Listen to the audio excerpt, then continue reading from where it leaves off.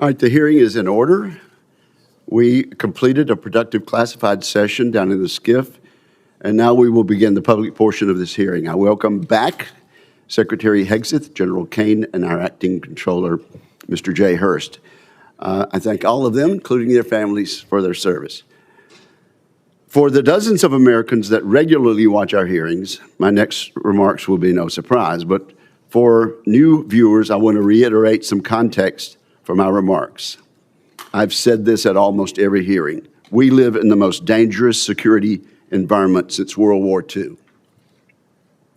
Every uniformed officer who has come before this committee has agreed with that statement. First and foremost, we're locked in a competition with Xi Jinping and the Chinese Communist Party. The competition is high stakes, and it is about whether this will be an American-led century or a century defined by authoritarian, autocratic regimes that care little for the needs of their citizens or those in neighboring countries. The Chinese Communist Party has accelerated its historic military buildup and its predatory economic practices against Americans and countries the world over. Xi Jinping leads not only China, but also an axis of aggressors. This growing alliance cannot be denied. It includes China, Russia, Iran, and North Korea. They're united around this goal: to oppose America's interests and the interests of other like-minded democratic countries across the globe. Vladimir Putin's war of choice in Ukraine has now entered its 5th year. In Putin's objectives, we hear echoes of the imperialistic ambitions of World War II's aggressors, including Adolf Hitler. Vladimir Putin has suffered 1.2 million casualties and failed miserably in his military objectives. Along the way, he has transformed Russia's economy into one fueled by war, raising the prospect of an even more aggressive Moscow for the foreseeable future. Most of Iran's leaders are now deceased, but they and those who survived them have consistently sought violence against America, Israel, our Gulf allies, and the Iranian people. We saw this during the October 7th massacre, during their continued support for Hezbollah and Hamas, and in their desire to engage in nuclear blackmail. Iran's ayatollahs have consistently represented a threat to American interest. Kim Jong-un has joined Mr. Putin's war of aggression. He continues a military and nuclear buildup that threatens South Korea, Japan, and the United States. Ties have never been closer among these four dictators, among these four dictatorships. They support each other's aggressive endeavors, they prop each other up financially, and they scheme to undermine America's objectives. We should expect them to continue this behavior. This context plays out across every dimension of national power: the economy, technology, diplomacy, and more. But today we're here to talk about the military dimension of this competition. These regimes have regularly tried to take by force what they cannot secure through the political process. For that reason, we must be ready to deter conflicts and, if necessary, to win them. President Trump has used the U.S. military appropriately and effectively for American interests. He has viewed our adversaries as a united bloc and has taken action in light of that reality. In Operation Absolute Resolve and associated statecraft, the president removed an aspiring dictator off the board and set up Venezuela for a future aligned with democratic interests. In Operation Midnight Hammer, he sought to eliminate the Ayatollah's nuclear program. When the Ayatollah chose to double down, the president launched Operation Epic Fury. In that mission, he has worked to remove the regime's conventional military capabilities and force it back to the table for a permanent solution. While we all mourn the tragic loss of the 14 service members who've lost their lives in this conflict, we do so knowing the world is safer without a nuclear Iran. All of these actions are part of a peace through strength strategy In this approach, we seek first to avoid war, but we take military action when necessary to achieve U.S. interest. And so, Mr. Secretary, I'm pleased that you are here testifying today in support of President Trump's historic $1.5 trillion defense budget request. That sum will go a long way toward rebuilding our military capabilities for a generation. I should say up front that this may be a long hearing. There's much to discuss. This $1.5 trillion request is chock full of important programs and initiatives that are absolutely necessary to secure American interest in the 21st century. I think this funding underpins and accentuates three comparative advantages the United States possesses over the axis of aggressors. The first comparative advantage America enjoys over our adversaries is that we have the best innovation and industry in the world. So I hope our witnesses today will cover the progress we've made in just the past year rebuilding the American arsenal. Last year, our reconciliation bill, combined with bipartisan appropriation bills, achieved about $1 trillion defense budget. This year's request would represent a near 50% increase. Every penny of it should be money well spent, making down payments on crucial transformational capabilities such as drone warfare, low-cost munitions, and missile defense.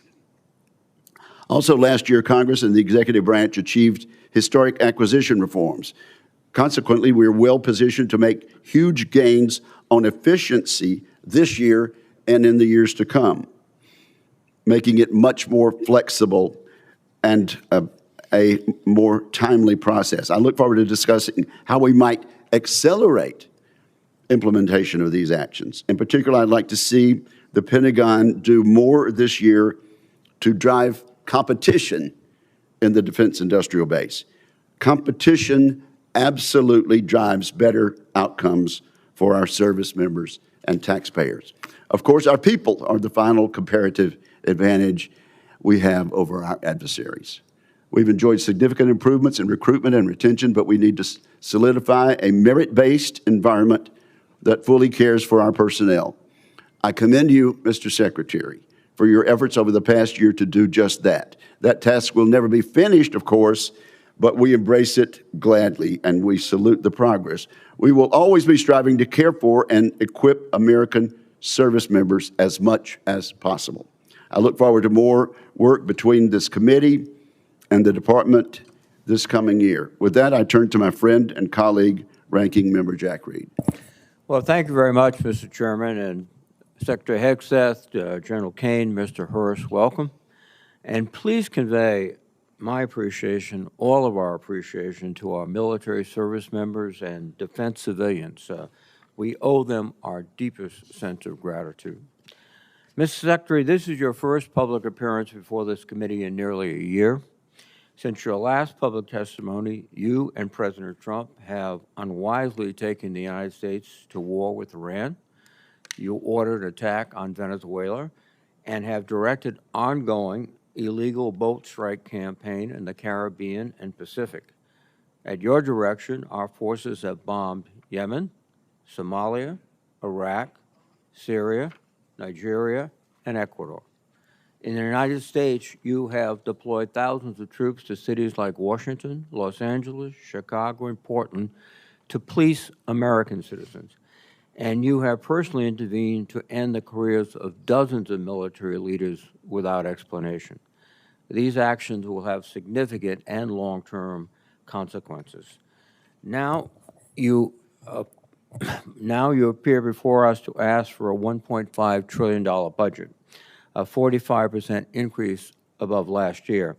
I must say I'm skeptical, and such a request demands intense scrutiny. 61 days ago, President Trump unilaterally began the war in Iran. He had no coherent strategy. He refused to make a case to the American people or consult Congress. He failed to present any evidence of an immediate threat, and he ignored the advice of military and intelligence experts who warned him of the consequences. Today, our nation is in a worse strategic position. The Strait of Hormuz was open. Now it is closed. 13 service members have tragically lost their lives, and more than 400 have been wounded. We have lost dozens of aircraft, sustained significant damage to our bases in the area, and expended an alarming amount of our missile inventory. Morale and readiness across the force, especially among overdeployed units and vessels like the USS Gerald R. Ford aircraft carrier, have suffered. Gasoline and fertilizer prices throughout the world have surged. American families are bearing the cost of a war they wanted nothing to do with and have gained nothing from. And yet, Secretary Hegseth, you declared victory a month ago. On April 8th, you said, in your words, Operation Epic Fury was a historic and overwhelming victory. By any measure, Epic Fury decimated Iran's military and rendered its combat forces ineffective for years to come. Let me be clear. Tactically, the United States military performance against Iran has been remarkable, and I salute the service members who have executed this mission with skill and bravery. The problem with your statements, Mr. Secretary, is they are dangerously exaggerated. Iran's hardline regime remains in place. It still retains stockpiles of enriched uranium, and its nuclear program remains viable. Iran's military retains enough combat effectiveness to keep the conflict at an impasse.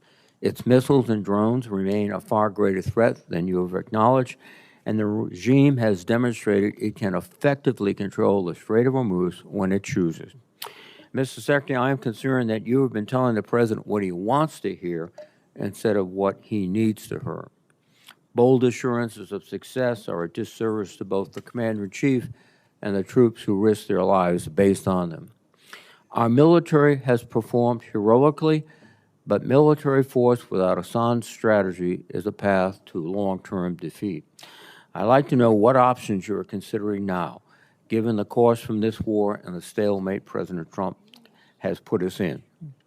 More broadly, Mr. Secretary, too often you have made dangerous statements that are counterproductive to the mission. You boasted about, quote, no stupid rules of engagement, just days after hundreds of Iranian schoolgirls were tragically killed in a missile strike.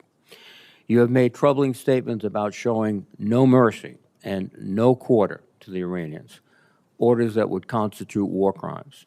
As importantly, while our men and women are fighting and dying overseas, you have focused unduly on your own personal agenda. In the past 2 months alone, you have taken upon yourself to overhaul the chaplain corps, cancel flu vaccine requirements, repeal firearm restrictions on military posts, and bar service members from attending certain universities.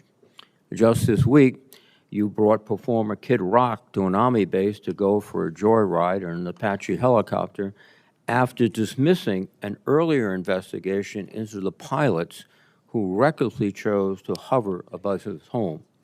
That runs directly counter to the chain of command and maintaining good order and discipline. Most disturbingly, during your tenure, you have fired dozens of our most senior military leaders and personally intervened to block the promotions of many others. That is a betrayal of the merit-based system that forms the foundation of our military. You are hollowing out the military's bench of experienced and highest-performing senior officers while making young officers wonder if they should continue to serve. My colleagues and I have heard from countless service members throughout the ranks, many of whom will be watching right now, who are confused and disturbed by your actions. Hopefully you can explain them today. Additionally, this committee expects a fulsome update on Operation Southern Sphere. This ongoing campaign against suspected drug trafficking boats has resulted in nearly 200 fatalities. The administration has failed to explain the long-term objectives of this mission or provide any evidence of reduced drug flows into the United States. I would ask for a credible answer to this most fundamental question: what is the operation actually meant to accomplish? Mr. Secretary, you are here to promote the President's $1.5 trillion defense budget.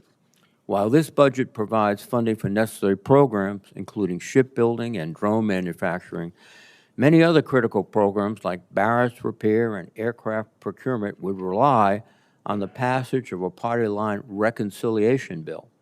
Further, this budget slashes research and development, provides no funding for Ukraine, and includes no funding for losses incurred from the Iran war. Yesterday, Mr. Hurst testified that Operation Epic Fury has cost $25 billion. If nothing else, that help clarifies that we certainly do not need a supplemental anywhere near $100 billion, much less $200 billion. And in this record-breaking budget, there is no pay adjustments for the civilian workforce, and with inflation, that is a pay cut. After a year of DOGE layoffs and a hiring freeze across the department, this is an insult to the 800,000 men and women who support our warfighters every day. I cannot imagine a faster way to erode readiness and distract from our abilities to deter our adversaries. Ultimately, Mr. Secretary, I believe you are causing lasting harm to the military. Like many members of this committee, I had the opportunity and the privilege to serve in the military. And every officer knows they are duty-bound to give their best professional advice, even if it is not what their superiors want to hear. Because when leaders fear to speak honestly, people die, missions fail, wars are lost. The American people's trust in our military took 250 years to build. You are dismantling it in a fraction of that time. And trust, once long, can take generations to rebuild. Mr. Secretary, today I hope you'll take a step forward toward rebuilding the trust that has been lost. Thank you, Mr. Chairman. Mr. Secretary, you are now recognized for your opening statement, sir. Well, Mr. Chairman, Ranking Member Reed, Senators, thank you for the opportunity to testify in support of President Trump's historic, as you said, Mr. Chairman, $1.5 trillion fiscal year 2027 budget for the Department of War. The President's budget request reflects the urgency of the moment, addressing both the deferment of long-standing problems as well as positioning our forces for the current and future fights. I'm honored to appear alongside General Dan Caine, Chairman of the Joint Chiefs of Staff, and Jay Hurst, our Chief Financial Officer and Comptroller. I'd like to start by thanking this committee and Congress for your partnership in securing the investment needed for a stronger, prouder, and more secure military. Your focus on acquisitions, your focus on efficiency are the reflection in our department as well and in this budget. A nation's ability to build, to innovate, and to support the critical needs of its warfighters at speed and at scale is the foundation upon which its deterrence and survival rests.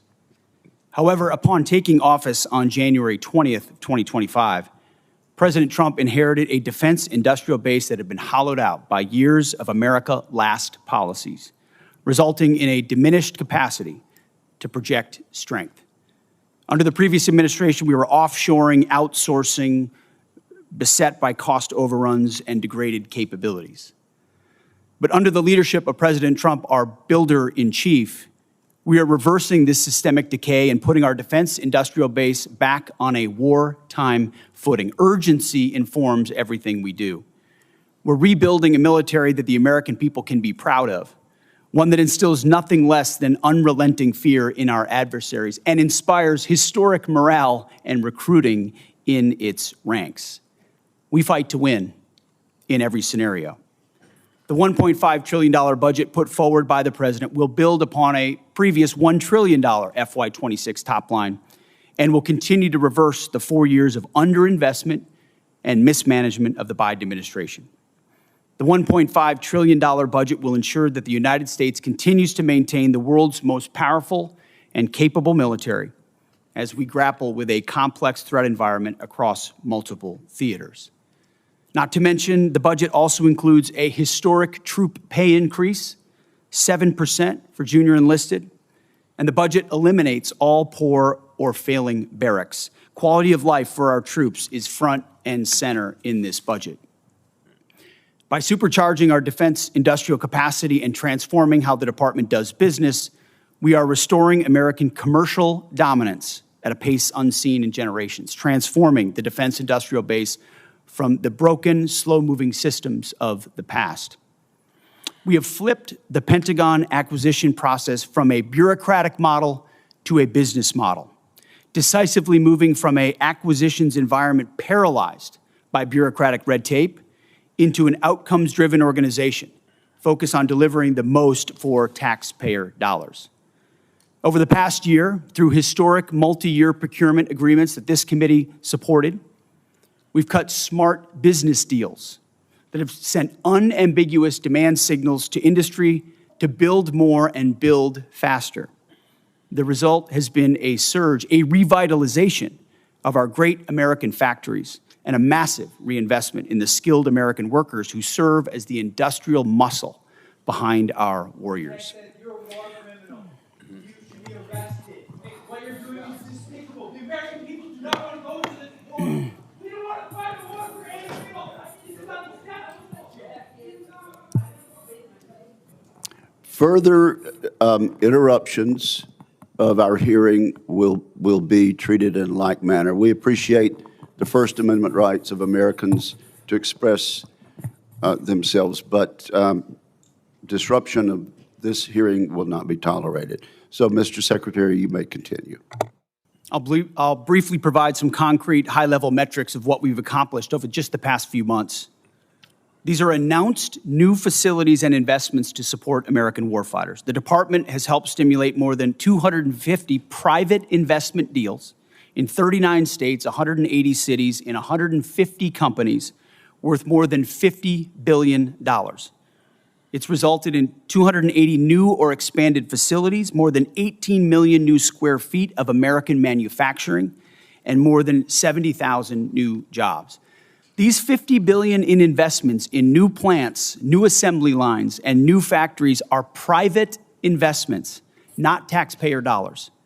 By completely transforming our department's business model, American companies are investing in America with their own dollars, a historic demonstration of American manufacturing and defense revitalization, all with their money, not Uncle Sam's. This has never been done before and is long overdue, from a bureaucratic model to a business model.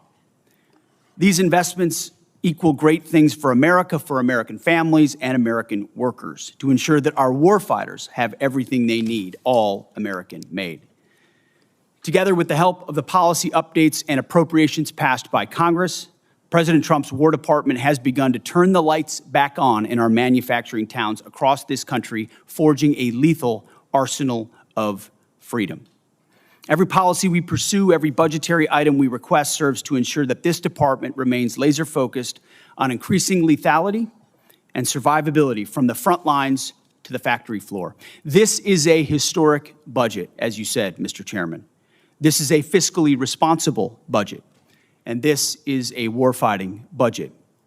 Speaking of warfighting, the topic of Iran, I'm sure, will come up often today, which I welcome. I look forward to sharing the incredible success of our military effort achieved in a matter of weeks. President Trump has the courage, has had, unlike other presidents, to ensure that Iran never gets a nuclear weapon and that their nuclear blackmail never succeeds. We have the best negotiator in the world driving a great deal. Unfortunately, as I said yesterday, and I'll say it again today, the biggest adversary we face at this point are the reckless naysayers and defeatist words of congressional Democrats and some Republicans. Defeatists from the cheap seats who 2 months in seek to undermine the incredible efforts that have been undertaken and the historic nature of taking on a 47-year threat with the courage no other president has had, to great success and great opportunity for preventing Iran from having a nuclear weapon. Despite this, under President Trump, we are restoring the unbreakable might of American manufacturing. We're providing for our warfighters, and we are putting the people and interests of this country first. May Almighty God continue to watch over our troops wherever they are, and may we honor the legacy of those brave Americans that we have lost. This is our sacred mission, and this is what we will continue to execute on. Thank you, Mr. Chairman. Thank you for that statement, Mr. Secretary. General Caine, you're recognized. Thank you, Chairman Wicker, Ranking Member Reed, members of the committee, and your staff, who we never get to say thanks to. Thanks for having me today. I'm honored to be here alongside the Honorable Pete Hegseth and the Honorable Jay Hurst to testify on the President's fiscal 2027 budget. I'm grateful for the opportunity to testify today, and I'm thankful for your continued partnership and support of our warfighters defending the homeland and our interests around the world. It's a privilege to speak with you today about the foundation of America's strength, the 2.8 million members of our joint force. And I am continually inspired by the soldiers, sailors, airmen, Marines, Guardians, Coast Guardsmen, and civilians standing the watch for the nation, supported always by their families. They could have chosen a much easier path, any other path, but they volunteered for a life of purpose and passion and service. And every single day they rise to meet the nation's challenges, from combat operations to critical support roles, with the courage, tenacity, and grit that keeps our nation strong and secure. I would also like to express my deep gratitude for the 39 members of the Joint Force who've passed in operations, combat, and training during my time as the chairman, and specifically highlight the 14 who've passed in Operation Epic Fury. The Secretary and I are deeply grateful for each of them and their families, and their names will never be forgotten.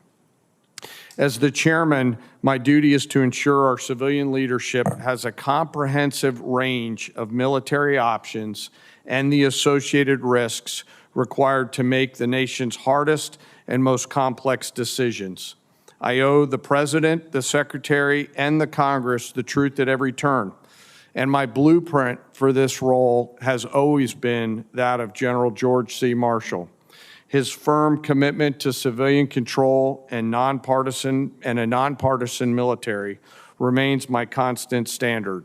And I strive to emulate his candor, delivering the facts leaders need to hear, not always what they want to hear. And once a decision is made, executing it with the absolute dedication while keeping the joint force precisely where it should be. That's the demand of our profession. As I sit before you today representing our incredible joint force, I want to emphasize my commitment to this committee and to the Congress. I will always follow General Marshall's steadfast example by providing clear and candid, nonpartisan military advice, working together to ensure the military remains squarely focused on one thing: being prepared to deter and, if called upon, fight and win our nation's war. And that is our mission. America's joint force is operational at its core, purpose-built for the realities in a complex world. We're organized, trained, and equipped to execute the most demanding missions across the globe with unrivaled precision. And over the past year, our warfighters have consistently demonstrated exactly what it means to be the most capable and most professional force on earth. Our shared goal is to ensure the joint force sustains the strategic initiative and advantage and ability to project power to respond to the global challenges on our nation's terms. During Operation Rough Rider, Midnight Hammer, Southern Spear, Absolute Resolve, and Epic Fury, the joint force executed globally integrated missions alongside our interagency and international partners. And once our leaders made a decision, our forces demonstrated the unmatched ability to seamlessly synchronize actions and activities from the seabed to cislunar space. We're able to accomplish these complex things that we are asked to do because we draw from a deep reservoir of training, professionalism, and commitment. Our operational tempo is high, but we're designed to sustain it, rebuilding readiness every day, training professionals every day, and sharpening our edge every day. And I am incredibly proud of this joint force team and the leaders at every echelon who command it. As the chairman said, we are living in a complex environment. Today, I look forward to discussing how we can sustain America's military advantage. And I know this committee recognizes the challenges and the urgency in the environment that we face.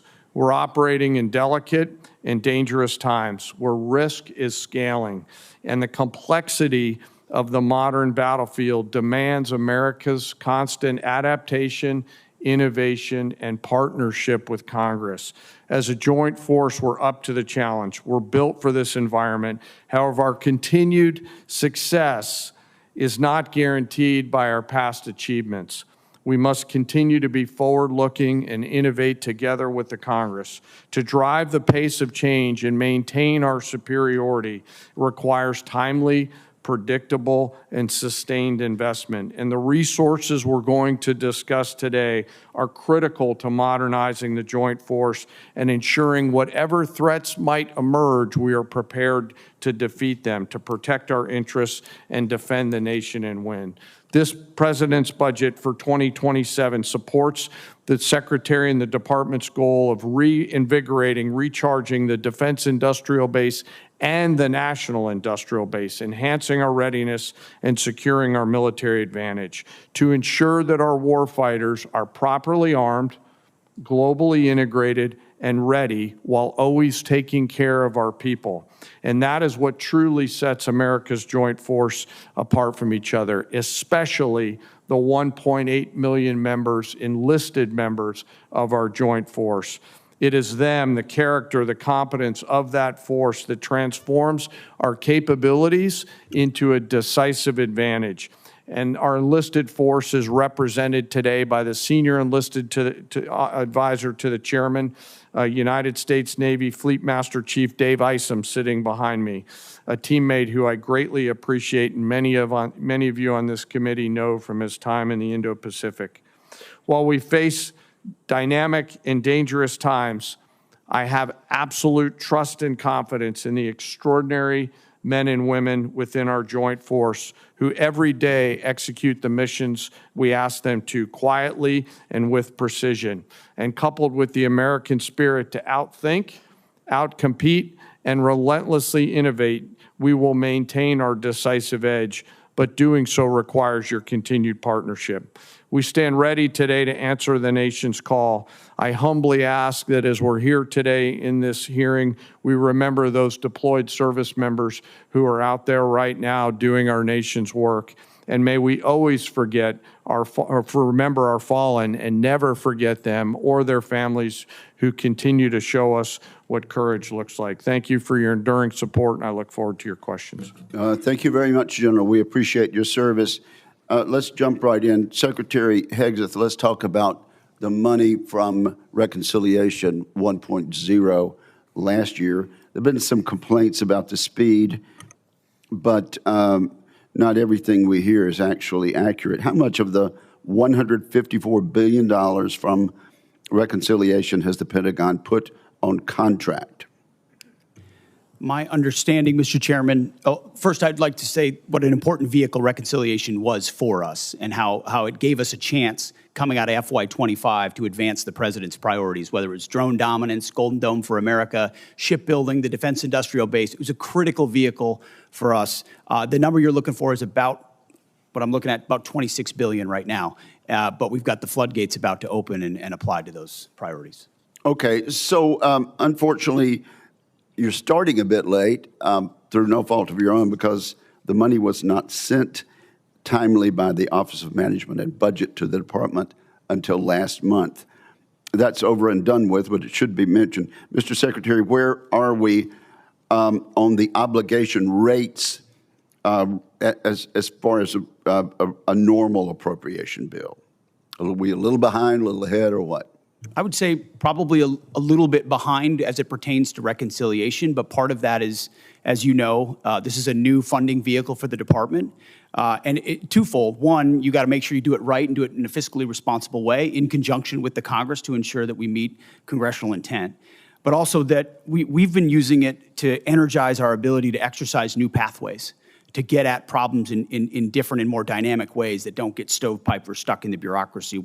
So yes, there's been some delays, But ultimately, I think it's all goodness on the other side, given the new nature of this funding vehicle.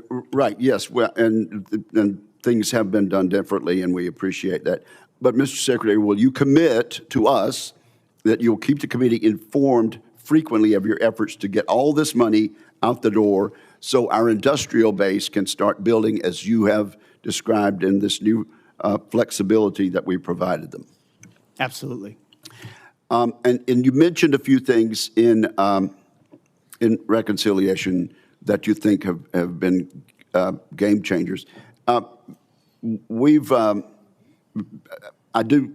don't think we've talked enough about some of the game changers. For years, we failed to take action on rebuilding America's drone industrial base and critical mineral supply chains. After last reconciliation bill and the National Defense Authorization Act, we're in a very different position on drones and critical mineral supply chains, are we not? Very much so. Mineral supply chains, drones, we went from JIATA 401 to an autonomous warfare group. We're looking at the concept of a sub-unified command, and you're looking at $54 billion in the FY27 budget dedicated to drone dominance, UAS, counter-UAS, ensuring we can scale not just exquisite drones, but also the attritable ones that are proliferating on the battlefield today. We need to be ahead. Are there any other initiatives from last year's bill that you want to point out? And you only have a minute and a half. The investment in Golden Dome for America, Right. the ability to get running on that, and we are on schedule to deliver capabilities inside this administration. Minerals and shoring up supply chains on minerals. The Office of Strategic Capital, which its ability to loan gives 10x to new entrants into the department, the opportunity to fund things that wouldn't normally meet the threshold for the department, but give them the running room to invest in those capabilities, and we've already seen fruit from that as well.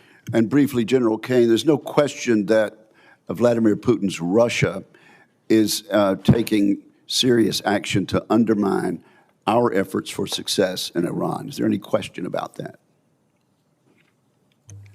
Senator, I think there's actions and activities that are mindful of the hearing room we're in, but there's definitely some action there. Thank you very much. Senator Reed, you're recognized. Thank you very much, Mr. Chairman. Mr. Secretary, you recently fired the Army Chief of Staff, General Randy George, who's one of the most distinguished and decorated officers of his generation.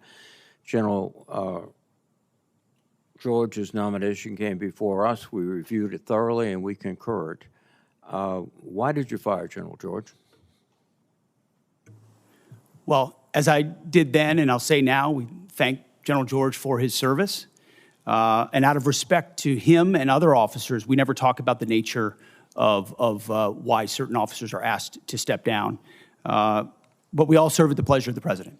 And ultimately, my view in coming into this department, as I stated in my confirmation hearing, was to change the culture of the department. And it's ultimately challenging to change the culture of a department with the same people who are a part of or in that department. So I have made many changes with general officers. We will continue to make changes as necessary with general officers, and they will be in keeping with the trajectory of where we would like to take the department. But it doesn't take away from the service of those, and I think you will note that every officer that's been asked to leave has been treated with respect. Interesting. Of the 24 officers that you have fired for reasons unrelated to performance, since you have not indicated any cause, 60% are black or females. Now, did the president direct you to single out female and black officers to be dismissed? Senator, of course not. And as we've emphasized at this department from the beginning, the only metric is merit.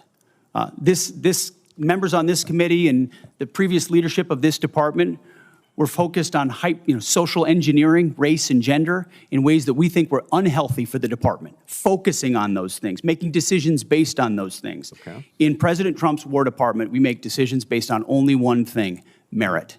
And that's how we've made decisions going forward. That's how we've made them, and that's how we'll make them going forward. Well, let me go back to General George. What did he fail in terms of his lack of merit to continue serving?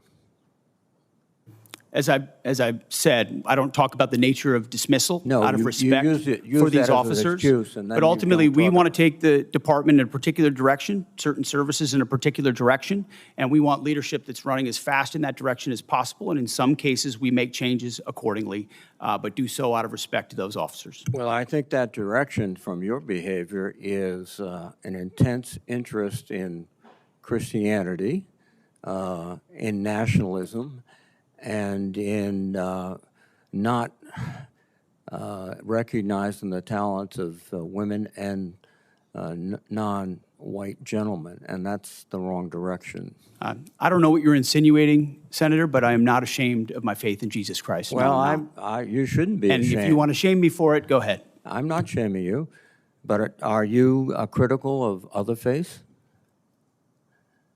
I am a believer. I'm quite open in that, and our department allows for a multitude of faiths. So I don't know what you're suggesting.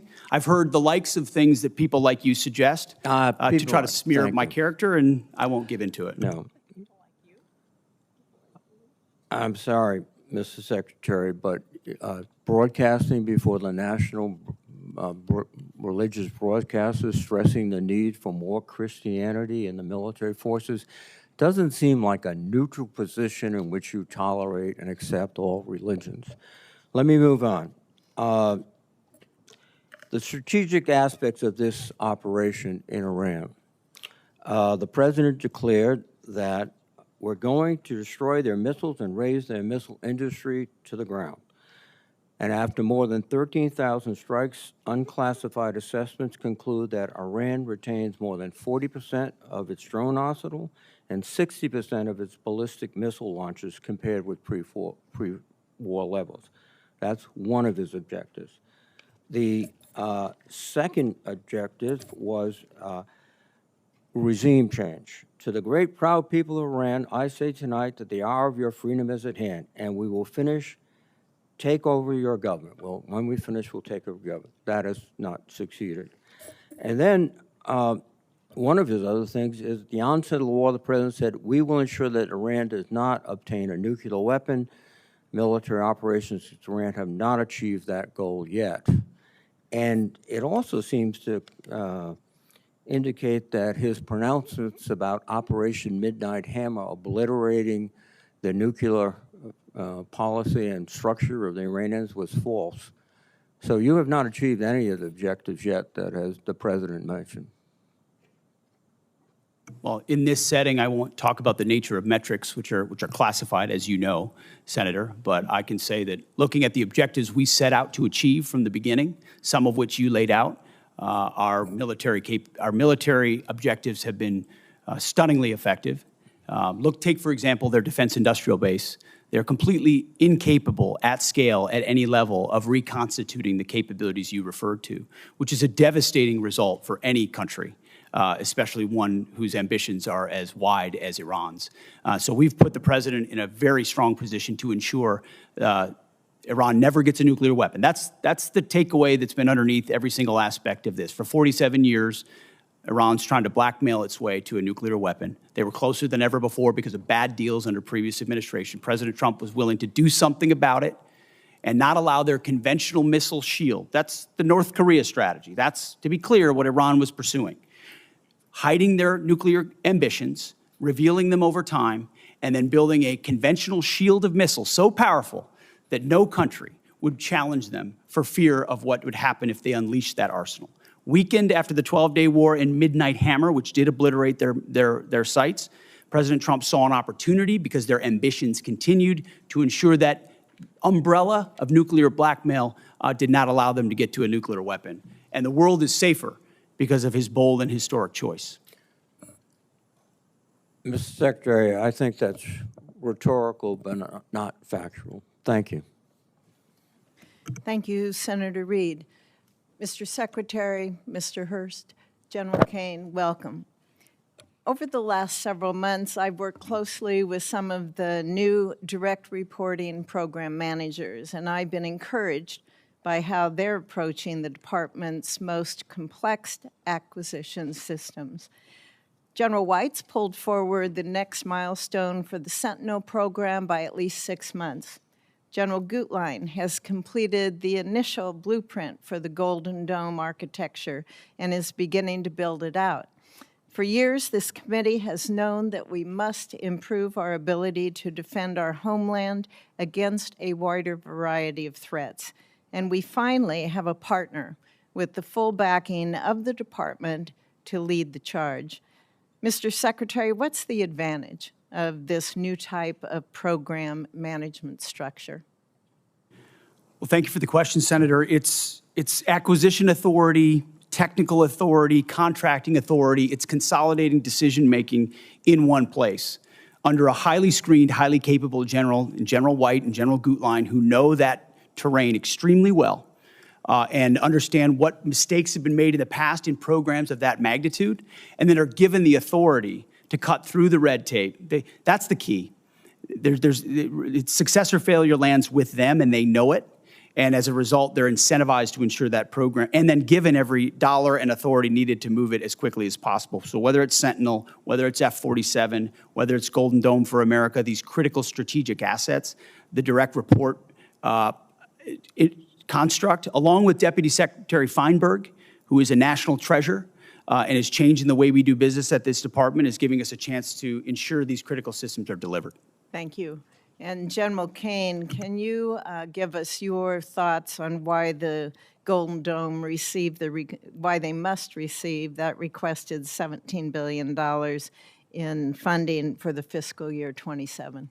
Well, Senator, it's as you know, it's an essential part of our Homeland Security layered defense, and as General Gutlein begins to do the work that you're asking about, and frankly helping to advance, you know, the insurance around that down payment, charging the defense industrial base with those capital allocations will allow them to get after it much quicker. We appreciate the help.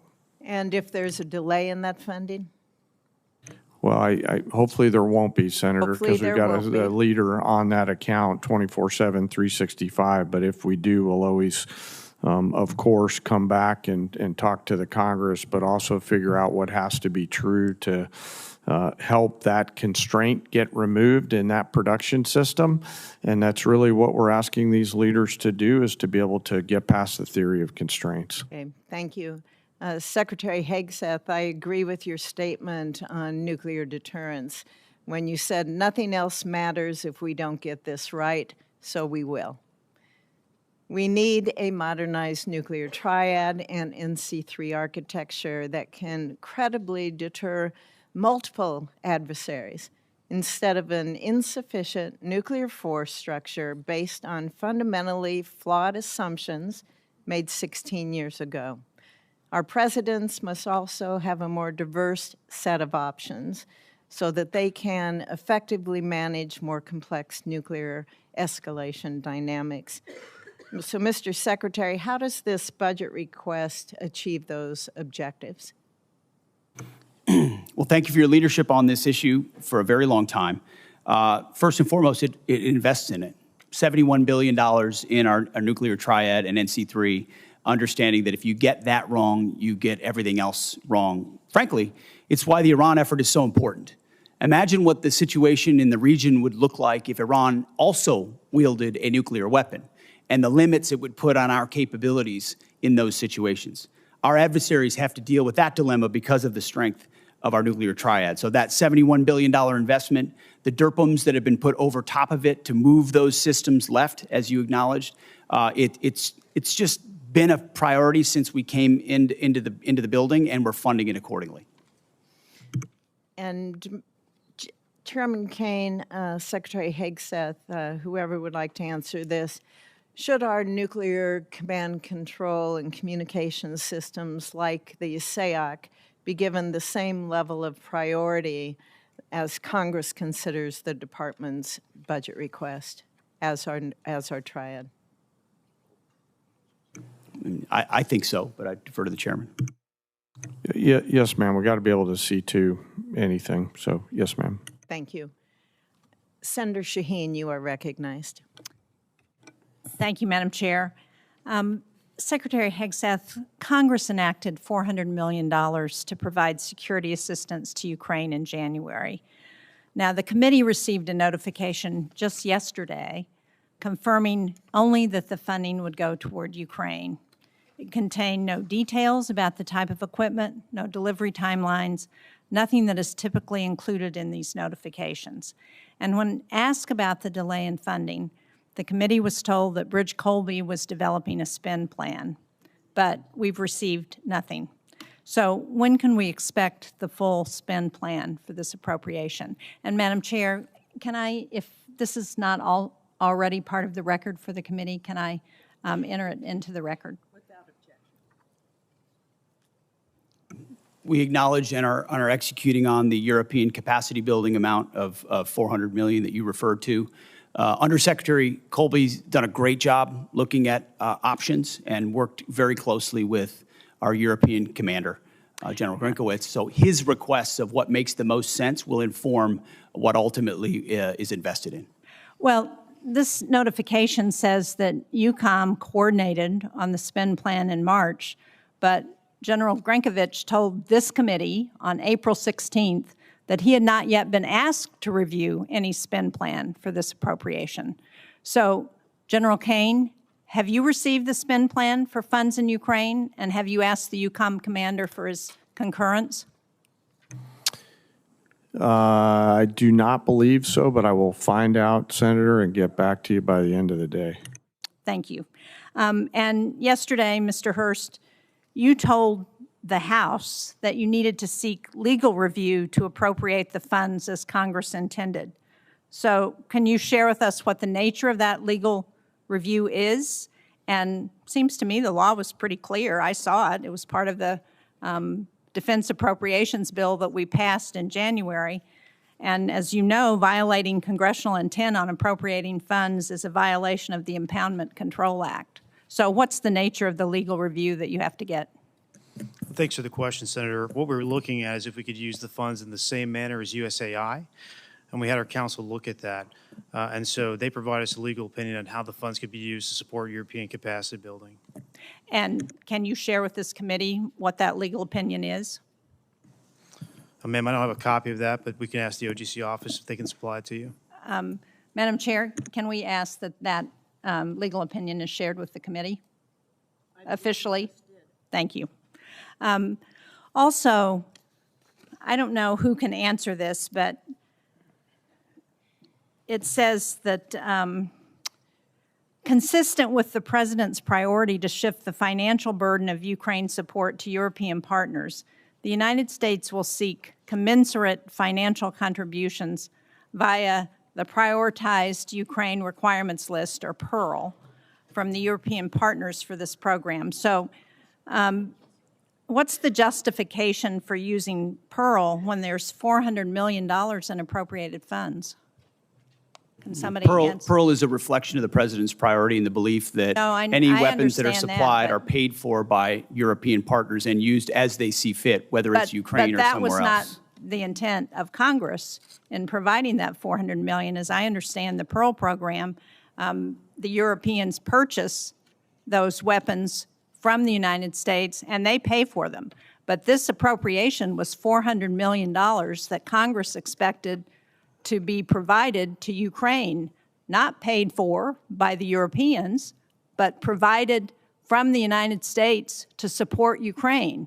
So again, I don't understand what the justification is for using PEARL when that's not the intent that Congress provided. We're following the intent of European capacity building, but at the same time recognizing that wherever PEARL can be utilized so that the Europeans contribute to that fight, per the burden sharing approach that this President takes is important. Congressional intent. And that's what I'm asking you, why you're using PEARL to do something that Congress intended to go directly to Ukraine. Well, we look forward to working with you on that. What was the legal opinion on this? Did you ask the attorneys if the $400 million could be used for the PEARL program? Let's get back to you. We'll take it for the record, ma'am. Thank you. And what portion of the funding that's committed from the Europeans under PEARL is being used to assist Ukraine rather than restocking our own shelves? Can you answer us that? That's up to Europe. Ultimately, Europe pays for at any weapons that we provide, and they can utilize them as they see fit, whether it's Ukraine or otherwise. Thank you, Senator Thank you. Shaheen. There have been a number of times when our witnesses have stated, both in the closed hearing and up here, that they will get back to us. And we certainly hope that will happen very expeditiously. So thank you very much, and thank you, Senator Shaheen. Senator Cotton. Thank you, gentlemen, for your appearance today. Mr. Secretary, you provided us with a chart here entitled The Arsenal of Freedom, which includes a lot of sites that you visited. My favorite one is down here in South Arkansas, Camden, where you and I had a chance to visit just a couple months ago, highlighting the great work that the people there are doing to help rebuild our arsenal of freedom. Thank you, first off, for being there and for your kind words for the workforce of the people of South Arkansas. Isn't it fair to say that the war in Iran, just like the Ukraine war before it and still today, hasn't caused any challenges with our munitions the way some of our Democratic colleagues would say, but it's exposed a decades-old problem of brittleness and fragility in our defense industrial base before you and General Caine took over, and that we're trying to address right now? In many ways, that's precisely what we're trying to address. We also have a situation where President Trump rebuilt our military in the first term, and a lot of those munitions and a lot of those capabilities were sent to Ukraine under the previous administration, to the point where when we ask our commanders or when we look at O plans, the answer often is that was sent to Ukraine. So the recognition of those two things has, as the president gave us a charge from day one to rebuild the arsenal of freedom, to fast forward, not to provide a little bit more of each thing, but 2x, 3x, 4x the number of exquisite munitions that we need. The expenditures that we've seen under this administration, we can account for them, and we ensure that other O plans and elsewhere are well taken care of. So on the munitions front, we're in really good shape, but we need to accelerate, and that's exactly what we're doing. And I think that's an important point you make, is that we're not just trying to fill a hole that was created by epic fury or by support for Ukraine. We're going to fill that and then go much beyond that for our needs in the future. So we're never caught where we were over the last several years with these worries about munitions running short. Is that right, Mr. Secretary? That's exactly right. The president has charged up with not just replacing anything, but filling it up, as he might say, to the tippy top, and make sure that the remainder of this term and future presidents have all the munitions they need for any level of contingencies, especially considering the dangerous world we live in. I want to turn now to Operation Epic Fury. It's been a smashing military success. Unfortunately, we have suffered casualties, to include soldiers killed in the line of action. Obviously, our military takes the greatest steps possible to protect our troops, whether they are in action or whether they are on bases in the region. No war, though, is antiseptic. Mr. Secretary, could you explain some of the steps we've taken to try to minimize, to the greatest extent we can, the number of casualties we've taken in the Middle East? First of all, every day we live to ensure that we follow through on the legacy of those who gave everything. So that's front and center for us. But I can also say, and the chairman may want to weigh in, from the beginning of looking at the possibility of this contingency, setting the defense and ensuring that Admiral Cooper and everyone throughout CENTCOM had every possible measure they could to ensure that our troops are protected and force protection was maximized was the top priority. Moving assets to the region, we integrated our air defenses with local Gulf countries to ensure our shot doctrine was maximized, whether it's ballistic missiles or on drones, flowing in the most recent capabilities to ensure we can intercept drones, moving troops off the X. I think what people mostly don't know is that a massive effort was undertaken before this conflict to move as many humans off of targets to other places and maintain operational security about where they might be to minimize the space with which Iran could hit. We always knew something getting through was a tragic possibility. But I can assure you, from our perspective, that was priority number one, as it was Admiral Cooper's, to ensure that fortification and missile defenses were right there when we went on offense if we had to. General Caine, do you have anything to add? Well, in addition to just, again, mourning our fallen from the 103rd, what I'll add to the Secretary's comments is after every tragic loss, commanders at every echelon within our joint force are going to go back and look at what was our plan and what lessons we can learn from this so that we protect and defend our soldiers, sailors, and other members of the joint force the next time. Thank you, and I know you do, and I just wanted to give you the opportunity to speak to what you've done to try to prevent casualties and minimize them. Obviously, again, no war is antiseptic. One final question. I understand you've been accused of lying to the president. Mr. Hegseth, have you lied to the president at all about what's happening in Iran or Epic Fury?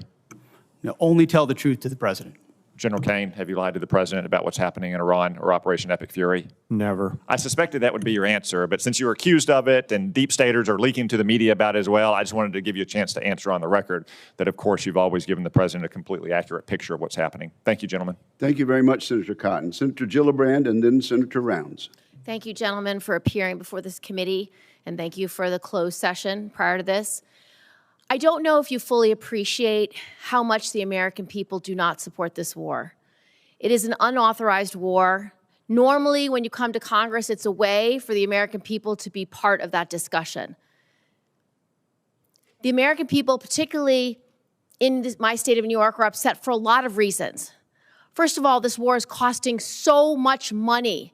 Over $25 billion already, estimates $1 billion a day, and they're feeling it every single day at the gas pump with higher prices for both fuel, for diesel, for gasoline for their cars. They're also feeling it with higher grocery costs, and they're exhausted. They are truly exhausted. On top of that, they have so many grave concerns about how this war is being prosecuted. They read in the paper that 22 schools have been hit. They read in the paper about a girls' school, hundreds getting killed. We have a debate going on in this country about AI, a serious debate about AI. And I haven't heard yet from you that you will not allow AI to make final targeting determinations, even when nuclear weapons are being used. That's a huge issue that we need to discuss. So I want to start from the top, Secretary Hegseth. Why do you continue to prosecute a war that the American people aren't behind? First of all, I appreciate the opportunity for that closed session where we had a, unsurprisingly, very different discussion than we have here with the cameras on.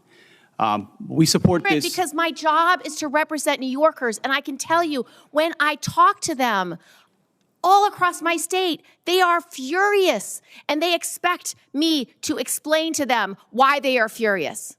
And Senator, when I talk to Americans, and especially when I talk to the troops, they are grateful for a president who has the courage to take on this threat after 47 years of what Iran has done, targeting and killing Americans, and what it would mean to the world if Iran's nuclear ambitions were actually achieved. So the question I would ask to you and to others is, what is the cost of a nuclear-armed Iran? What is the cost to the American people if the world's most dangerous regime has a nuclear weapon?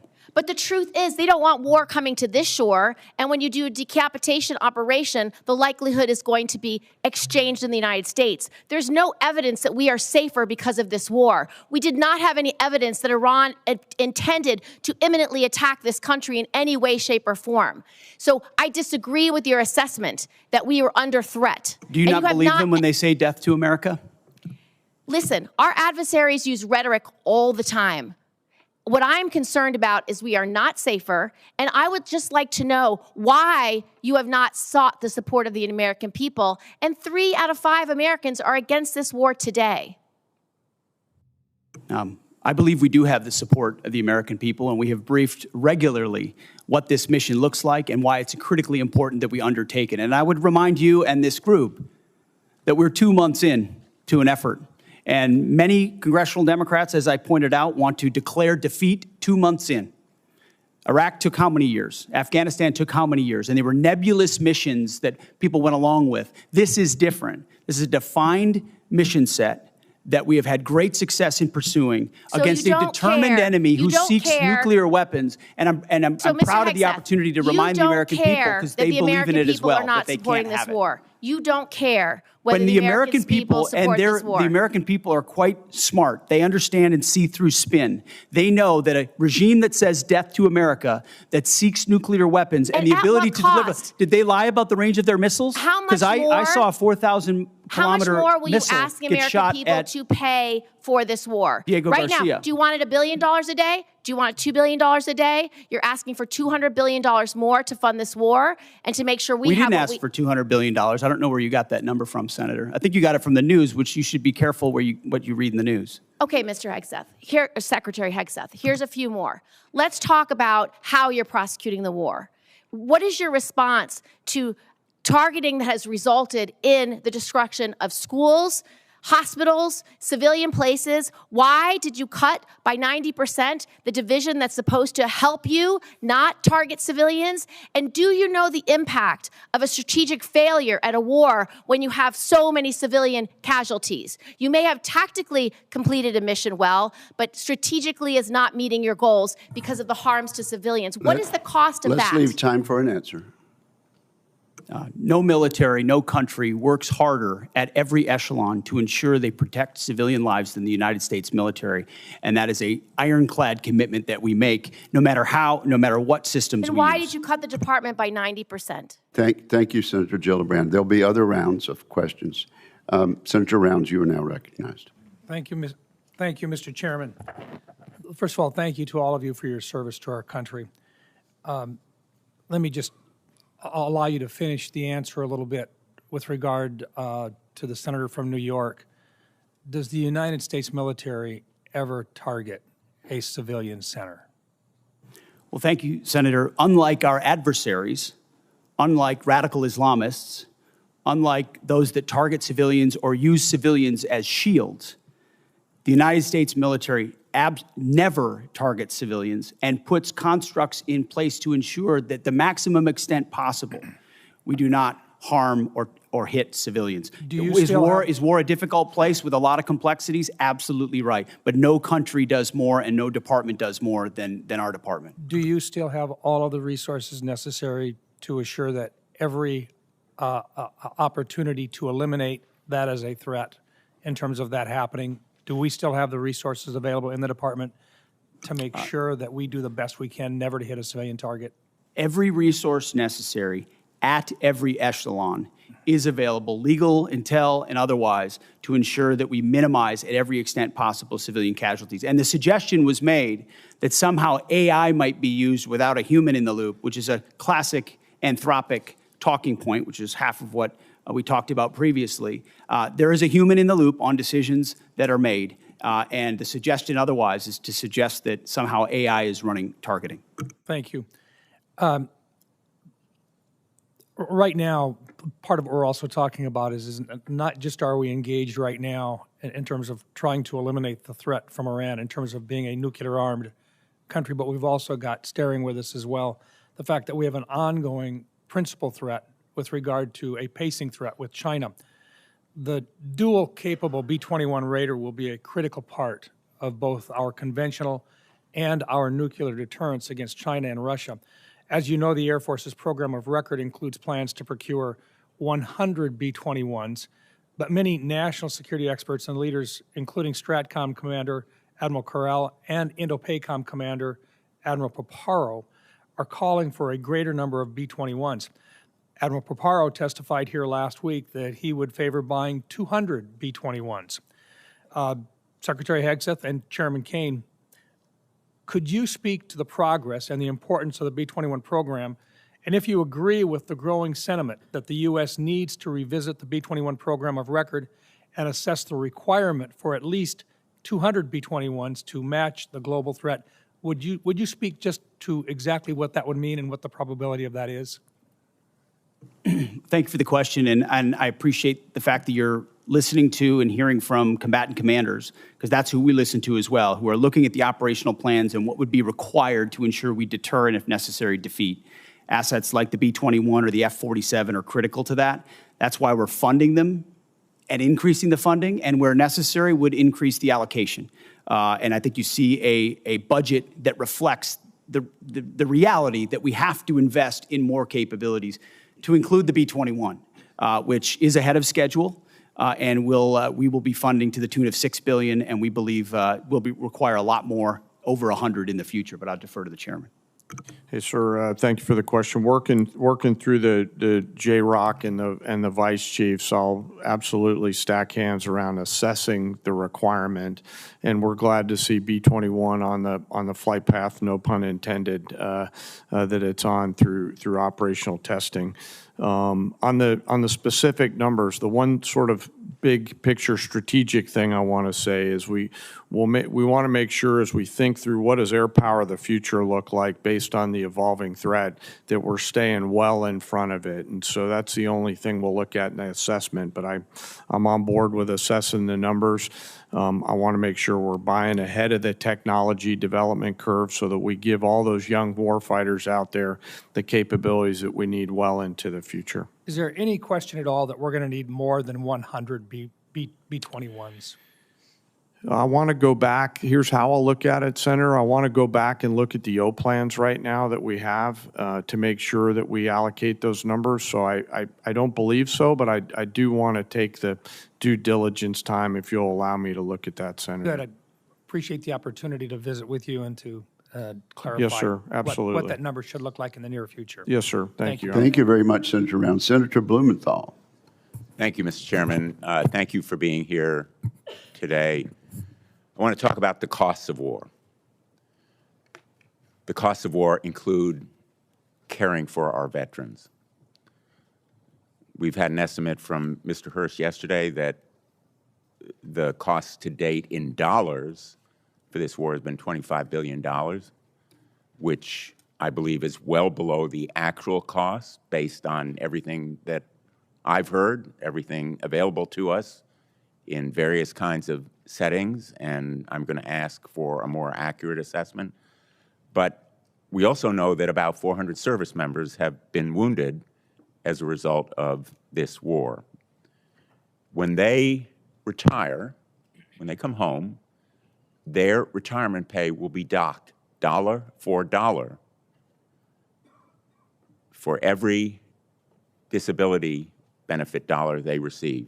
Secretary Hegseth, I'd like your commitment that you will support the Major Richard Starr Act that will eliminate this wounded warrior tax. I'm sure you're familiar with it.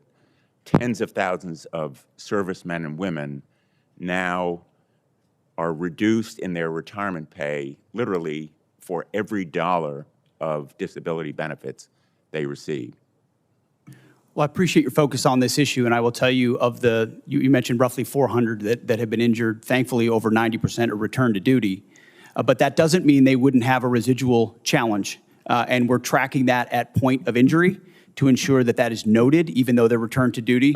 But what I'd like is your commitment that you will support the Major Richard Starr. As I have said in the past to other organizations, we support the Richard Starr Act.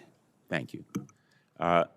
On the issue of cost, Mr. Hurst, does that $25 billion estimate include all of the costs in terms of damage to our bases, the need to replace planes and munitions, and the costs of injuries to our servicemen and women?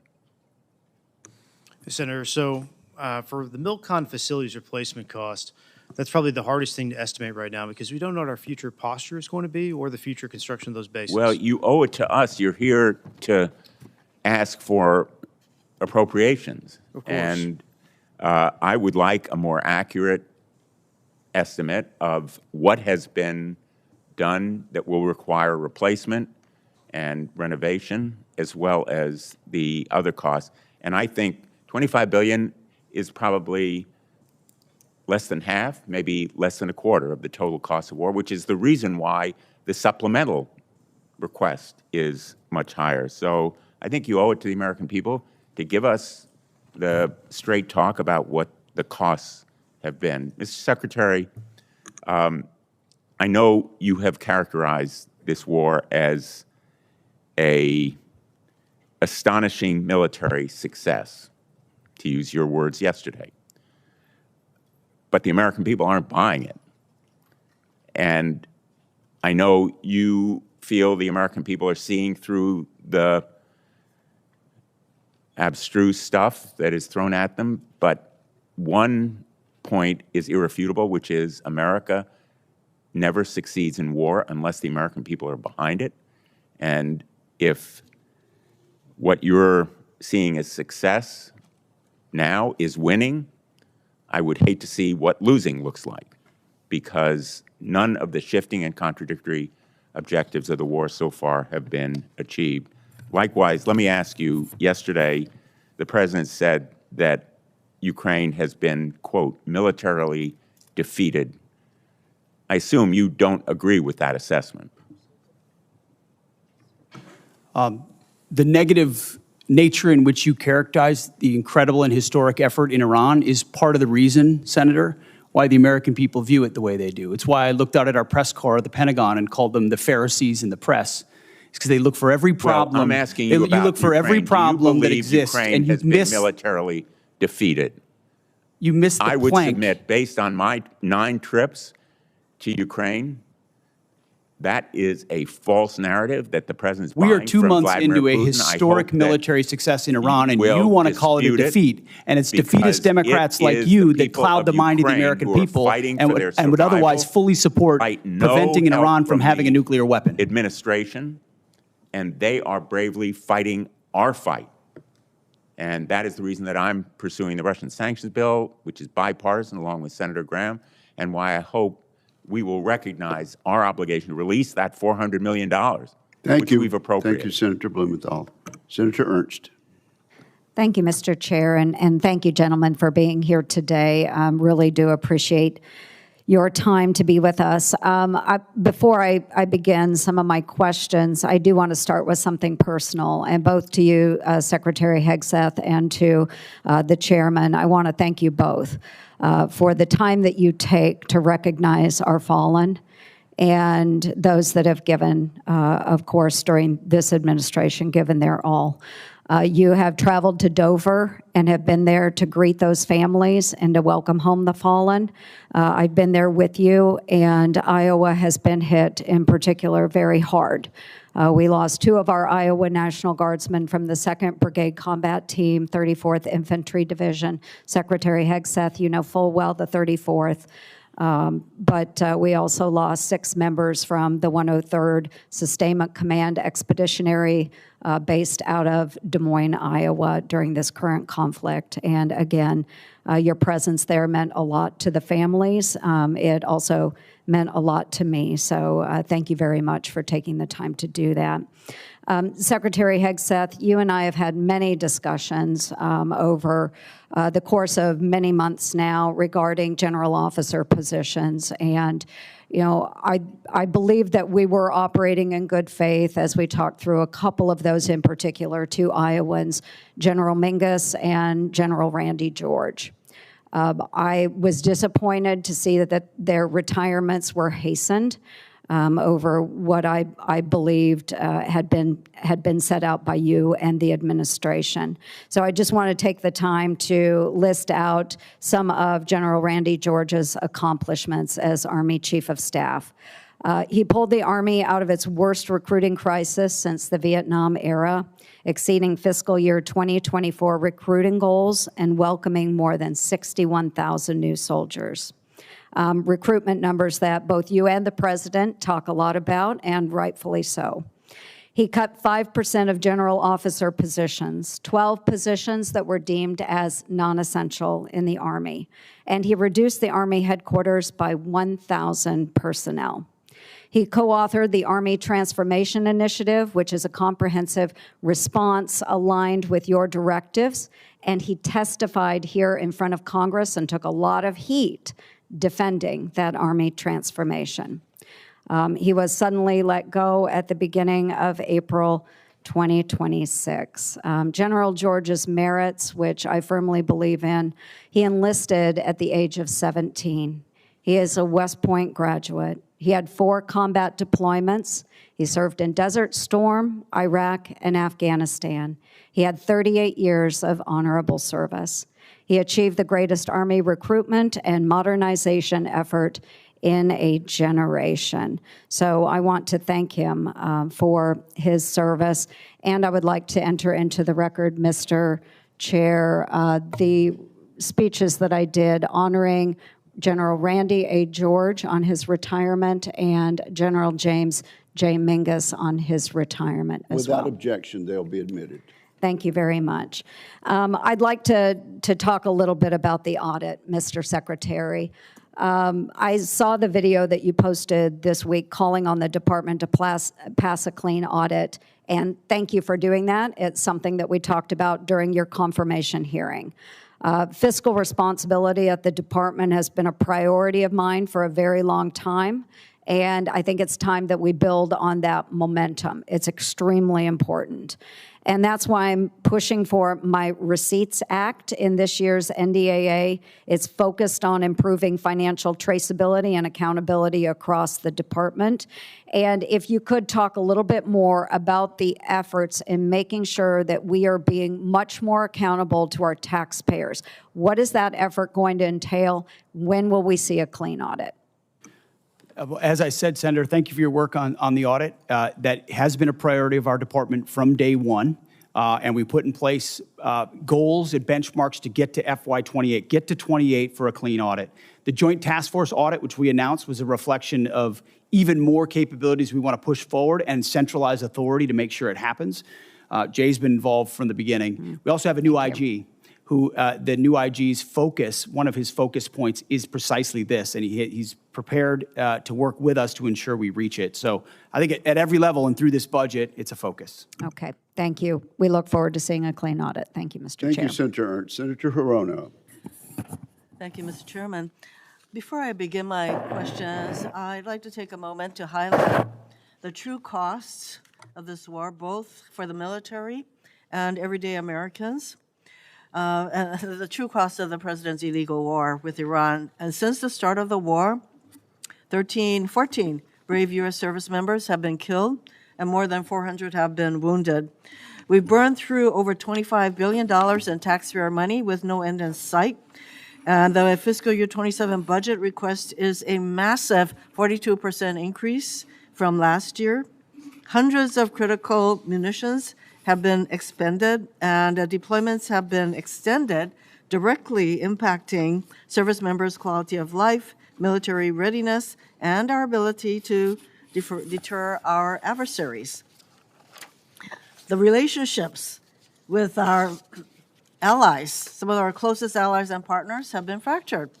And the closure of the Strait of Hormuz, which somehow caught the president by surprise, even though he had to have been warned, is directly contributing to the affordable crisis that Americans are facing. Energy costs are skyrocketing with the price of gas now at its highest level in almost 4 years. Instability has driven interest rates to its highest level since September of last year. The cost of fertilizer is spiking, which will have a direct impact on the cost of food.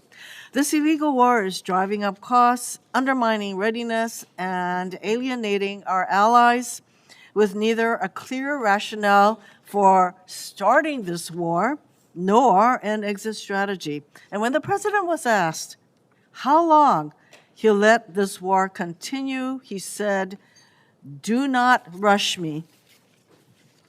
I have a question for General Caine relating to women serving in combat, and I'd like to hear your best military advice. Does the mere fact of women being in combat armed units lower standards or readiness if they meet the physical standards? Well, ma'am, the standards are set by the civilians. We have examples of women leading well across the joint force. I'll highlight some of our current commanders engaged in the fight in Epic Fury. Specifically, one of our bomb squadrons are led by a extraordinary female leader who's doing great work. And but those standards are set by. I'm sorry, I didn't mean to step on you. I think your answer is that in fact it does not lower standards of readiness. Second question, should every service member, regardless of gender, be permitted to serve in any role, including the combat arms, if they meet the standards established? Yes or no? Is that to me, ma'am? Over the last decade, since combat arms have been open to women, have you personally seen any instance where the standard resulted in a degradation in combat effectiveness? Apologies, I didn't hear your first question. People policies are all set by the civilian No, I'm leaders in asking the you government. personally Could in you this repeat the question again? I'm sorry, ma'am. Over the last decade, since combat arms have been open to women, have you personally seen any instance where the standard resulted in a degradation in combat effectiveness? Again, I'll highlight that the standards are set by our civilian leaders. Women continue to perform well across a range of MOSs and jobs and AFSCs that are out there. Experience, no. I do need to get to a question for Secretary Hegseth. Prior to your nomination hearing, you said women shouldn't serve in combat armed units. At your confirmation hearing, you reversed course, and, and you basically said as long as the women meet the standards, they should be able to serve. But recently, you ordered a review of the effectiveness of women in combat roles, and I am concerned you are laying the groundwork to reverse the policy allowing women to serve in these units, because right now, current law, if you want to change this policy, current law requires you to submit a report to Congress justifying such a change. So did you order the review to support a potential decision to overturn the policy of having women in combat roles? We are laser focused on standards. The highest male standard for every combat arms position should be the standard. And 10 years into this, we are reviewing it, which is what the American people would expect. Also, there's nothing illegal about a war that defends the American people and prevents Iran from having a nuclear bomb. You didn't answer the question, because the reason that you're asking for this review, I think, has to do with your earlier position that you don't think women should serve in combat roles. So now we have this study, and I'd like to ask you, will Senator, you reveal the study to the public, to the American people? Will you make the study public? Will you make that study? Yes or no? We're doing the study for that very reason, to ensure that real science is applied to this question and not social engineering like the previous administration. We appreciate your assurance that that will be made public. Yeah, I think it's really critical that this study be made. Thank you, ma'am. Senator Scott. Thank you. Well, first, thank each of you for being here. Secretary Hegseth, can you talk about, you've had the job for a little bit. What are you most proud of, and what are your biggest challenges? Well, I appreciate the question. And what I'm most proud of is the incredible men and women who serve in our nations in uniform, and what they are capable of when they're given a clear mission and unleashed to do it. And I think the best reflection of the success of President Trump and this War Department is the historic recruiting success and the historic morale amongst our ranks. I would encourage every member of this committee, Democrat or Republican, go into the formations. Go into the Air Force formations, the Army formations, the Marine Corps formations, and talk to corporals, talk to sergeants, talk to lieutenants, talk to captains, talk to colonels. And what you will find are men and women more inspired to serve in the military than they have been in a generation. And you see that in the young Americans who are rushing to recruiting stations at historic numbers, 30-year highs across the force. We're hitting our recruiting numbers halfway through the year. Why is that? Because the American people look at what we're doing at the War Department by getting back to basics, and they're attracted to that. Same with our retention rates, which are now merit-based. Our best sergeants, our best leaders are staying. That's exactly what we want. So we've made changes to change the environment. The renaming of the department to the War Department is not just a name. In fact, it's restoring it to the original name of the department set by George Washington. But it's an ethos as well. That warrior ethos lives inside the heart of each one of these men and women, and we're unleashing it. I'm proud of you name it, the border, the missions. Yes, those are all incredible demonstrations of that, but it's the people and the urgency of Americans to want to be a part of it that is the best affirmation, Senator. Thank you. So we've talked about the importance of not relying on Chinese drugs for our military. Can you just talk about what you're doing to make sure that we don't continue to rely on China for anything, including our drugs? Oh, drugs. Yeah. Absolutely. We can't be dependent on China on anything that's critical to our supply chain, even if it's the national industrial base and not just the defense industrial base. And you've been a leader on that. This committee's been a leader on that. Onshoring, bringing manufacturing here, bringing critical capabilities here is central to the interagency and the NSC, but also our department. If any critical weapon system is reliant upon something China could change at a moment's notice, then we have a true challenge to our ability to produce for the American people. And so we're finding all of those, changing them, onshoring it. Reviving the defense industrial base allows us to ensure we're separated from China on anything that's critical. Thank you. Can you talk about the importance of foreign military sales to our allies and our partners and what you're doing to make sure that whether it's what you're doing right now in Iran or any potential conflict in Asia, our partners have the best assets to be able to be a great partner? Absolutely. Foreign military sales has been a huge problem for a long time because the department didn't prioritize it and organize to deliver efficiently on it. So we're working with the State Department. We've changed the way we do business internally. The executive order, the America First Arms Strategy, prioritizes what we sell and to whom, a catalog approach. But it took us, this committee would be astonished to know how long it took us just to get our arms around who we're selling to what and by what processes, which means there was no strategy behind ensuring we're sending the proper demand signal to industry and delivering those systems on time and under budget to those countries, which you can imagine is frustrating to partners who are relying on those to be able to step up and burden share. So foreign military sales is critical to our own defense industrial base. More customers for our companies that employ more American workers to ensure our allies are properly armed for the fights and they can stand alongside us. So FMS is a big one for us, Senator. General Caine, I just want to commend you and everybody in the military for what you did in Venezuela and then what you've done in Iran. The willingness of the American military to fight and win, do you think it's changing the calculus for Beijing and Moscow? Well, Senator, I know they're watching, and I'm incredibly proud of the joint force and their ability to integrate and synchronize a range of activities. And I suspect that my counterpart in China is watching very closely and envious of what our joint force is capable of doing if ordered to do so. All right. Well, thank each of you, and thank everybody that serves under you.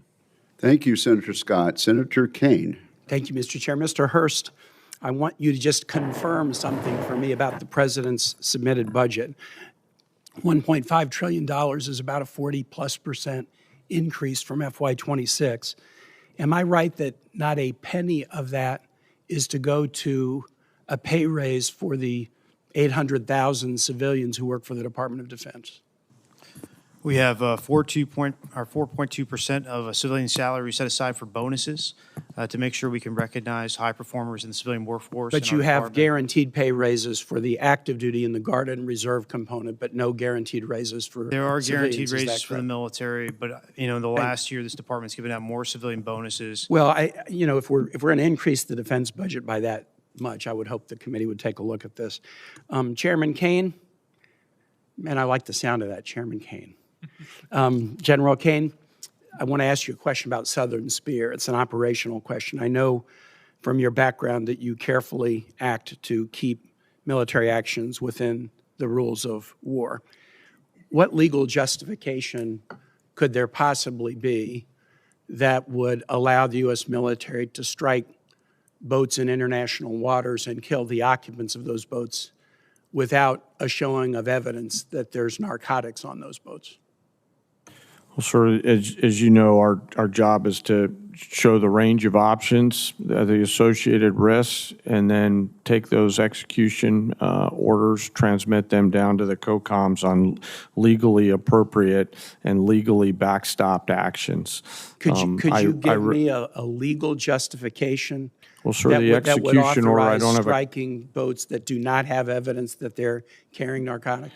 I apologize, I didn't mean to interrupt you. I don't have a copy of the order issued to Southcom with me today. It's classified in its own right, which clearly articulates, based on a variety of criteria, what constitutes a valid military and legally valid target in that theater. And I know, I just want to say I know and trust that our commanders at echelon are rigorously following that legal opinion and those legal boundaries upon which we've been issued those orders. And General Caine, I would encourage, again, my colleagues, I am at a disadvantage. I've seen the legal opinion, but I can't talk about it because it's classified. I've seen the targeting criteria, but I can't talk about them because they're classified. I've seen the secret list of DTOs against whom we have declared war that even they haven't been informed of, but I can't talk about it because it's classified. But I would urge all of my colleagues to go to the SCIF and read the targeting criteria and get briefed about it, and then also look at all of the files of all the strikes that have taken place. I've done that with the first 46 strikes or so. And I think there's a profound mismatch between what is occurring and the underlying assumptions in the legal opinion. And I would just encourage my colleagues to dig into this. To Secretary Hegseth and General Caine, the War Powers Resolution specifies that a war initiated by a president without congressional approval must be concluded within 60 days. It can be extended by an additional 30 days if, quote, the president determines and certifies to Congress in writing that unavoidable military necessity respecting the safety of the U.S. Armed Forces requires the continued use of such armed forces in the course of bringing about a prompt removal of such forces. We're right at the 60-day deadline. Is the president intending to either seek congressional authorization for the war in Iran or send us the legally required certification that he needs an additional 30 days to remove U.S. forces from the war? Just briefly on the previous question, we do know that these are designated terrorist organizations, so we treat them like the Al-Qaeda of our hemisphere, just as a note. But that was not the question I asked. I know there's more to that question. I just think it's important for the public to understand that. There's no willy-nilly targeting of drug boats. We know exactly who these people are affiliated with. I was asking about what's on the boats. On Iran, ultimately, I would defer to the White House and White House counsel on that. However, we are in a ceasefire right now, which our understanding means the 60-day clock pauses or stops in a ceasefire. They're not in. Yeah. It's our understanding, just so you know. Okay, well, I do not believe the statute would support that. I think the 60 days runs maybe tomorrow, and it's going to pose a really important legal question for the administration. We have serious constitutional concerns, and we don't want to layer those with additional statutory concerns. I yield back, Mr. Chair. Thank you very much. Senator Sullivan. Thank you, Mr. Chairman. Thank you, gentlemen, for your testimony. Mr. Secretary, I mentioned it in the classified hearing today, but I do think the $1.5 trillion top line is historic. It meets the needs. And the other thing, as I mentioned in our earlier meeting, the President's done a really good job of getting other allies, NATO and Asian allies, to step up, meet a 5% GDP of defense spending, and in many ways, that's what this is doing as well. So isn't that important as well in terms of our global leadership? What you and the President are providing is that example as well? I think the more we step up, the more the world should look at the American leadership and example and step up as well. And they're going to do that. That helps. It remains to be seen whether some of our allies actually step up to their commitments, but that is the hope. Let me go to an element of that budget that I mentioned in the classified hearing. I always like to put this chart up in different hearings. We have the examples. So we have a lot of our adversaries, the Chinese, the Russians, in my AOR in the Arctic and the North Pacific. These are the numbers just recently: ADIZ incursions, EEZ incursions, by the Russians, by the Chinese. By the way, the green ones are joint Russian-Chinese strategic bomber task forces, joint Russian-Chinese naval task forces.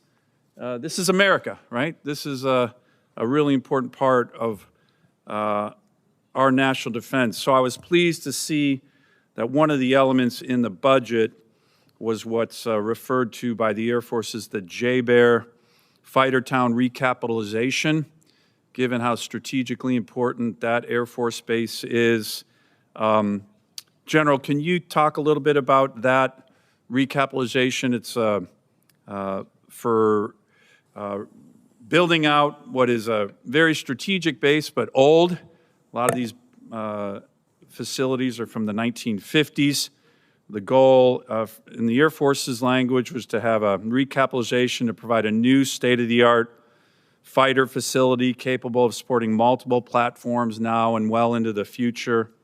$6.9 billion total authorization, $2.2 billion approps for this year. Can you talk about the importance? I was glad to host you at JBER recently. Can you talk about the importance of this element of the President's budget? Yes, Senator. Thank you for that. And, you know, our investment up at JBER is essential to modernizing the nation's ability to project power and capabilities, and really bolsters our effort in not only the Indo-Pacific, but also in the high north and the Arctic, which I know is something that's passionate to you. The Arctic is certainly becoming more operationally and strategically valuable, and we need to be thinking proactively around how we're going to set the conditions for us to offer a range of options to the Secretary and the President about power projection across a range of capabilities, and fighters is certainly one of them, and the recap effort that's there. You know, it is our ability to protect that flank is a national imperative and something that we want to keep focused on, and we appreciate the efforts across this committee and the rest of the Congress to help us with that. Thank you. Ms. Secretary, one of the things that I've been talking about and I think is really important now is American energy and us being energy dominant. President put a recent executive order out highlighting the need to accelerate the ability to produce LNG in America. We have a huge LNG project that we're getting close to getting off the ground in Alaska. It would be huge for our military in terms of energy for our military, huge for our allies. And can I get your commitment to work with me and this committee? You mentioned in your testimony the Office of Strategic Capital. This, to me, is one of these projects that I think would be absolutely critical for our national security. We talked about this just in Admiral Paparo's testimony last week. He was talking about the Alaska LNG project as hugely strategic, kind of a private sector, American counter to the Chinese Belt and Road Initiative. I think it'd be a great opportunity to work with the Office of Strategic Capital. Can I get your commitment, Ms. Secretary, to do that on this project? Yes, very aware of that project, and I think it's the Office of Strategic Capital is a great place to look at partnering. Great, I appreciate that. Finally, I'm just going to ask, 47 years of war that we've had with Iran. My colleagues on the other side of the aisle, you know, they talk about the civilian casualties. These are all horrible whenever there's any civilian casualties. But just general, do our forces target civilians ever? Sir, never intentionally, and I don't know in any particular case of unintentional, but we don't do that. That's not core to our American values or how we approach things. Do our adversaries target civilians? Yes, sir. Like the Quds Force? Yes, sir. I think it's really important as we keep bringing this topic up to remember who we are and who our adversaries Senator Sullivan. Senator Sullivan, do you ask unanimous consent to have the two exhibits added to the record? Yes, sir, Mr. Chairman. Without objection, that will be done. Senator King. Thank you, Mr. Chairman. We've had a lot of discussion about Iran. I'd like to talk about several other aspects of the budget. The first is the way the budget's been constructed. Ever since I've been here until last year, we've had bipartisan budgets and bipartisan National Defense Authorization Acts, and passed by majorities. I voted for all of them. And all of a sudden, in this year, 25% of the budget is essentially out of the process and will be passed presumably through some kind of reconciliation, which is by definition a partisan exercise. Mr. Secretary, why not all those items, housing or Golden Dome, whatever, why aren't they in the regular budget? Why do we suddenly have a two-part budget where this committee and the Congress generally has oversight and input to a process where a quarter of the budget is essentially a slush fund?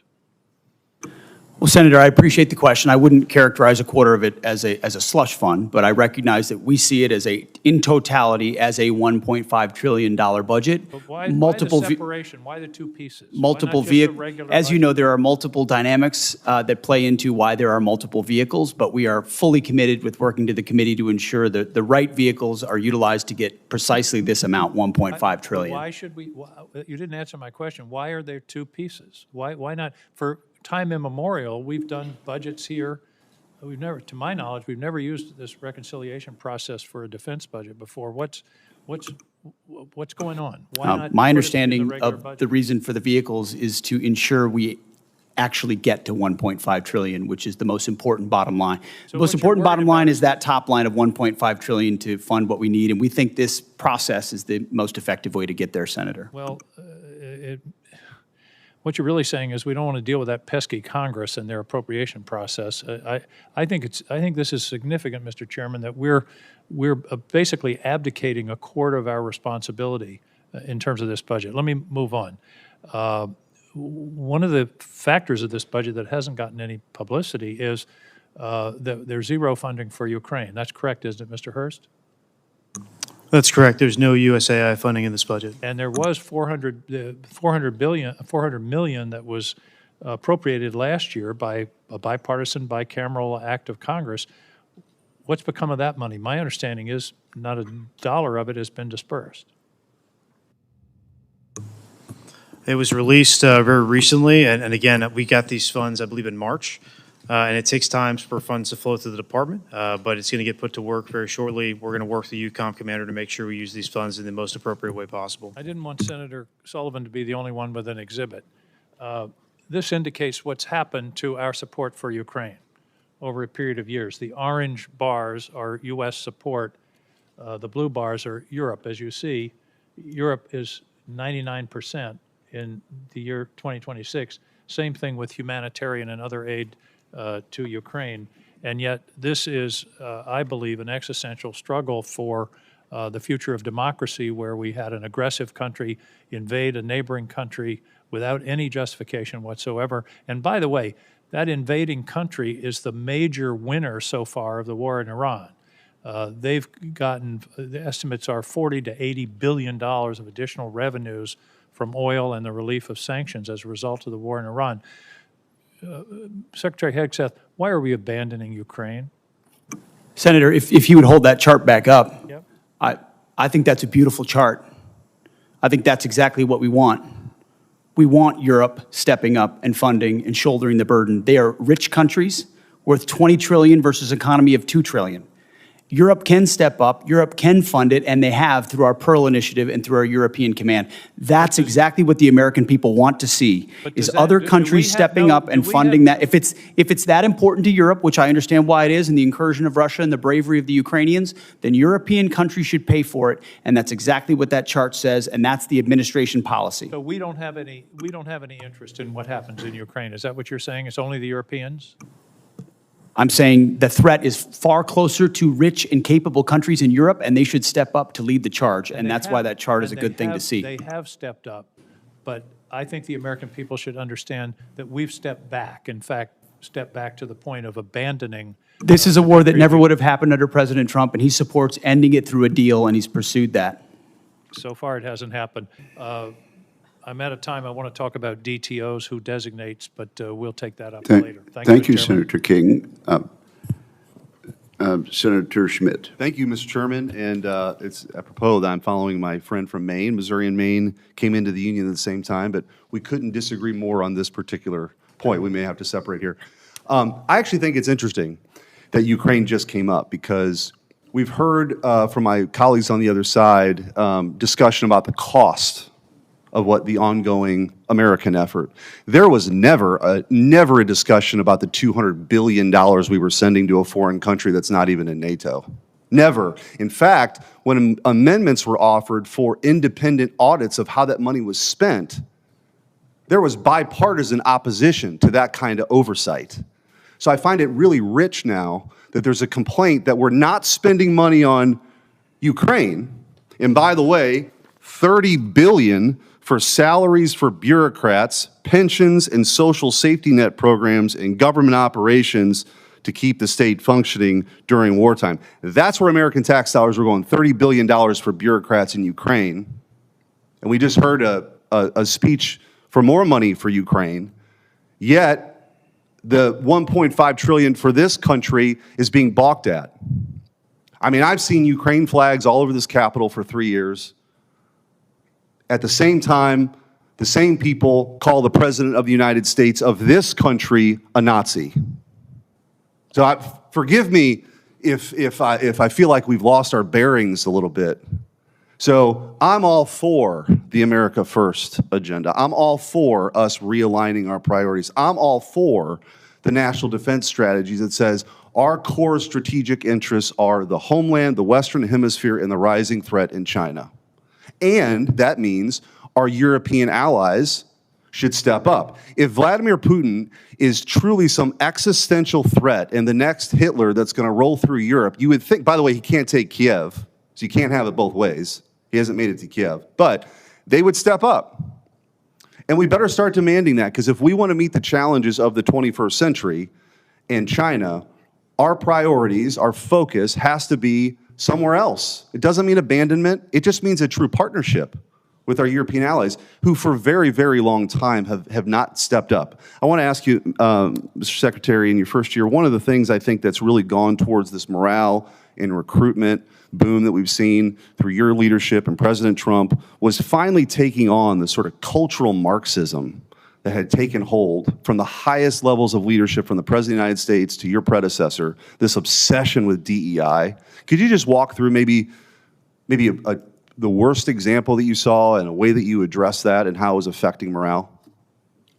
Well, thank you, Senator. First of all, I want to fully associate myself with the first 2.5 minutes of your comments, and I appreciate that perspective very much so. I would note $30 billion for bureaucrats in Ukraine is more than the bill that we've talked about today for a existential and critically important war to ensure that Iran doesn't get a nuclear weapon. That's worth noting. I haven't talked about it as much in these hearings because this is a budget hearing about $1.5 trillion that's historic and significant. But underwriting the change that we've seen at our department was a laser focus on getting back to basics. And the key word to that is merit. We had a department that was obsessed with gender, ideology, and race, diversity, equity, and inclusion. In fact, the mantra you would hear dripping from the lips of generals and with a serious look on their face was, "Our diversity is our strength," which is the single dumbest phrase in military history. Of course, our diversity is not our strength. Our unity is our strength, our shared purpose, the flag we wear, and the Constitution we serve to defend. And when you clear that debris away, whether it's Marxist ideologies or social engineering or political correctness or quotas based on gender and diversity, you get the best of the best rising up, regardless of gender, regardless of race, motivated by that environment where merit reigns. It's accountability, standards, lethality, readiness, training, all the debris wiped away. That is the secret sauce of the revival of the War Department and why Americans are attracted to serving in it and why those inside it, why morale is sky high. And any insinuation that it is not are coming from folks who haven't been in our units recently. Go visit the troops at every level, and their morale is at record levels. And I want to talk about morale with the 15 seconds that I have left. I want to thank you for coming to St. Louis for your Arsenal of Freedom tour, where the next generation aircraft, the F-47, is being built by the hardworking men and women of Missouri who take a tremendous amount of pride for that aircraft that's going to go further, see further, go faster, have a bigger payload. And I know there's another decision coming with the FA-XX, but really appreciate your leadership, and thanks for coming. Thank you, Senator. Thank you, Senator Schmidt. Senator King, do you wish to ask unanimous consent to include your exhibit in the record? Yes, please. Without objection, that will be done. Senator Warren. Thank you, Mr. Chairman. So Americans are paying a high price for Donald Trump's war with Iran. We've got 14 service members who are dead, over 400 more who are wounded. Prices are rising for nearly every American family. But someone is profiting off Trump's war. Insiders who know what's going on and who place bets on that inside information. On March 23rd, just 14 minutes before Trump unexpectedly posted about, quote, very good conversations on ending the war, traders suddenly bet $500 million on the price of oil, which, once Trump made his announcement, immediately dropped. It happened again on April 7th, and then again on April 21st, a surge in oil bets, then a Trump Maduro months ago.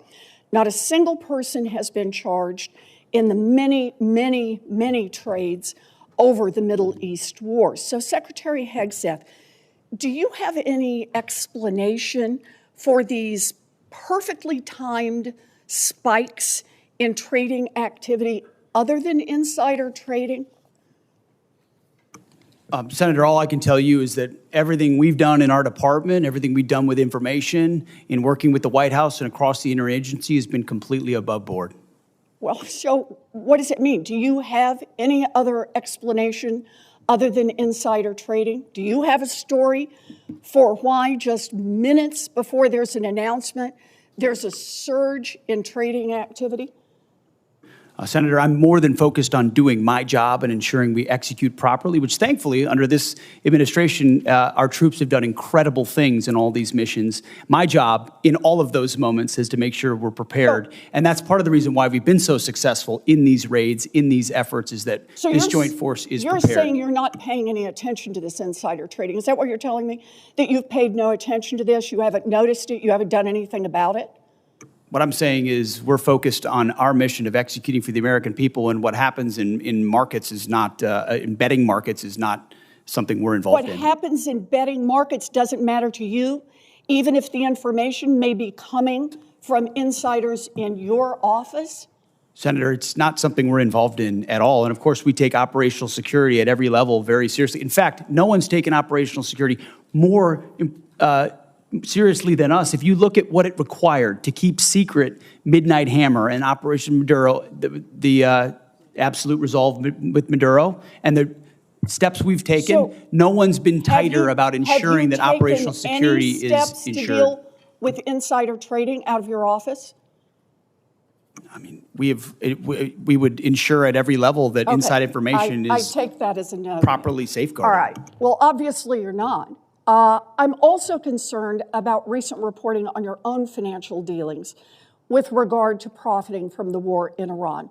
The Financial Times reported that your broker tried to buy hundreds of shares in a BlackRock fund invested in defense companies just before the war began.